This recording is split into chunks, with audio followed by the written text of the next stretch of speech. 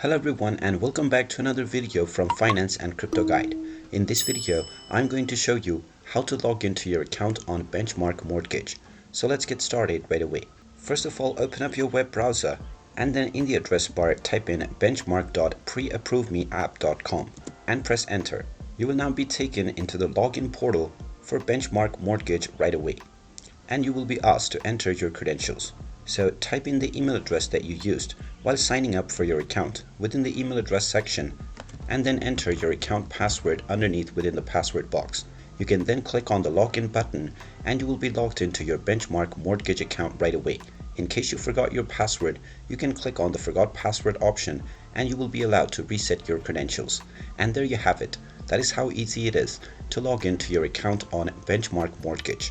If you find this video helpful, make sure you hit that like button and subscribe to our channel if you haven't done so already. Also ring that notification bell to never miss another update from us. Thank you for watching and I will see you again in the next video.